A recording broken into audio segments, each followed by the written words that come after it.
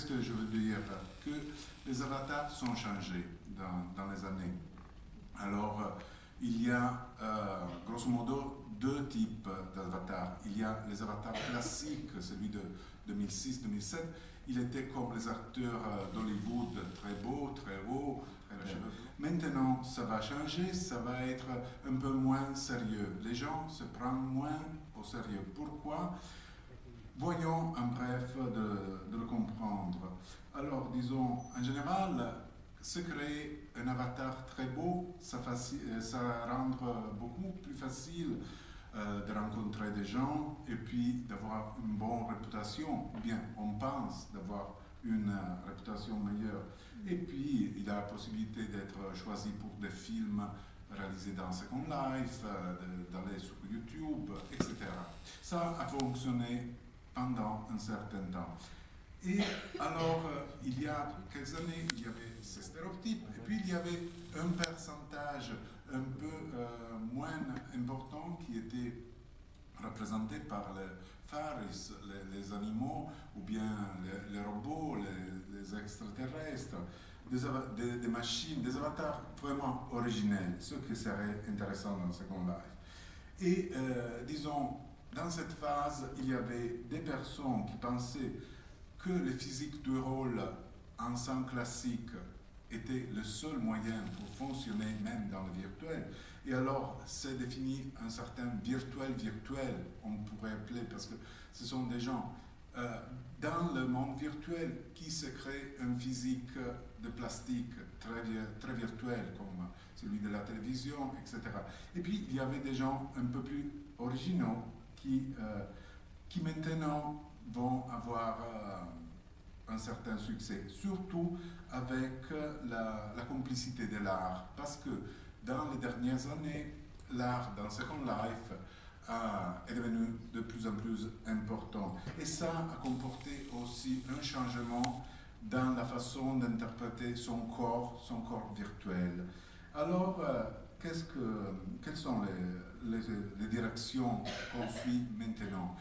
Il y a d'un côté un petit pourcentage de personnes qui raisonnent comme autrefois et d'autres personnes qui ont une attitude plus ludique, moins sérieuse, qui créent des choses un peu plus originelles.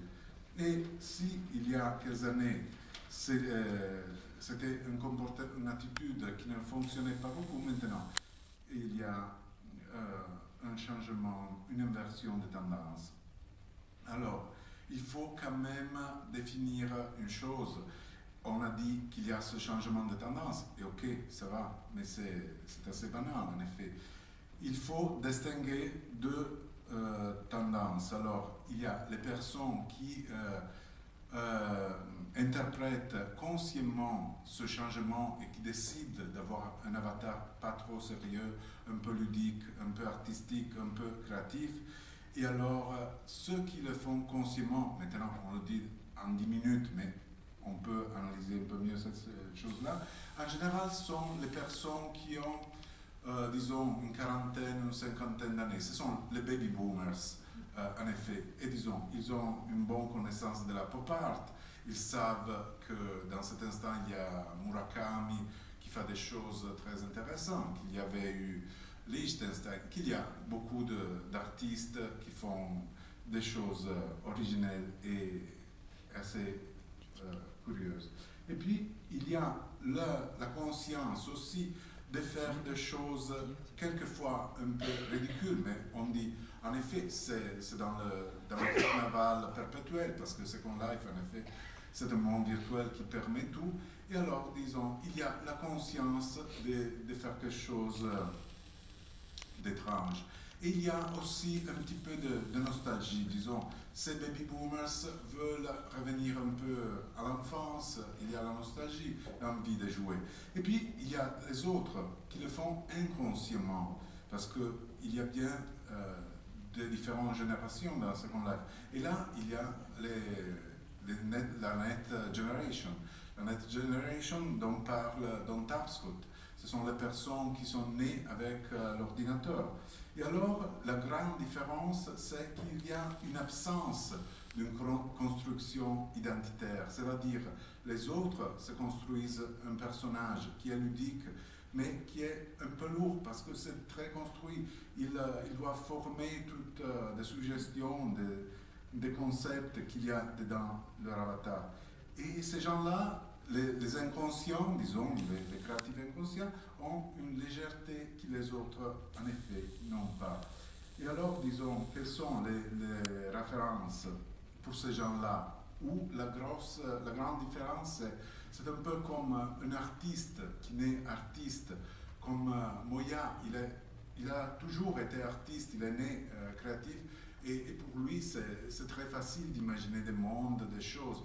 Et les autres gens qui veulent être artistes et ne le sont pas, et ne sont pas de leur naissance, ils trouvent un peu plus difficile, un peu plus lourde cette construction.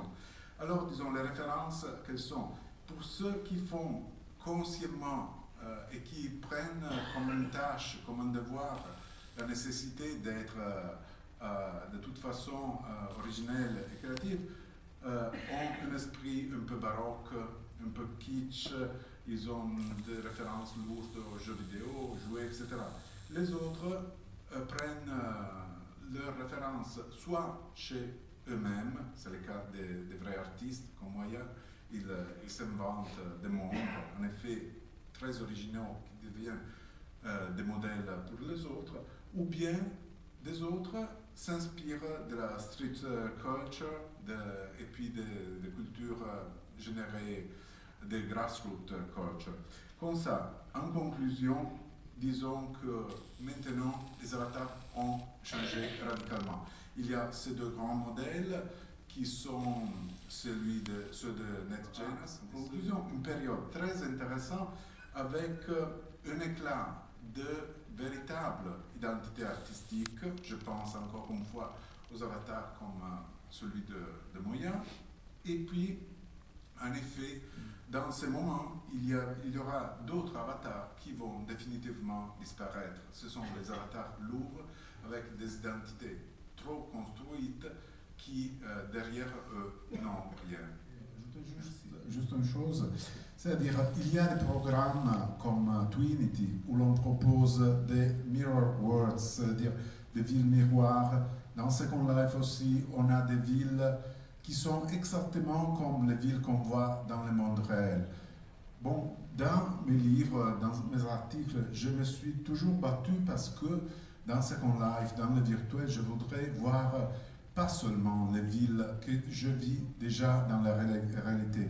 C'est-à-dire, je vois Nice dans le réel, j'adore dans le réel, mais je ne trouve pas une bonne raison de la reproposer telle qu'elle dans le virtuel. Milan aussi, Rome aussi. Et bon, alors, je voudrais vraiment lancer une proposition, c'est-à-dire, je voudrais voir un peu plus de villes imaginaires. Je peux mentionner par exemple Post-Utopia de Fabio Fornazzari, des villes très créatives qu'on voit dans Second Life et qui se détachent nettement de ce qui est la réalité. Alors vraiment, j'exhorte tout le monde, les architectes, les sculpteurs, les artistes qui travaillent dans Second Life, ne faites pas seulement les répliques du monde vrai, parce qu'on l'a déjà et quelquefois on en a déjà marre, mais faisons quelque chose de vraiment original, de créatif. Voulons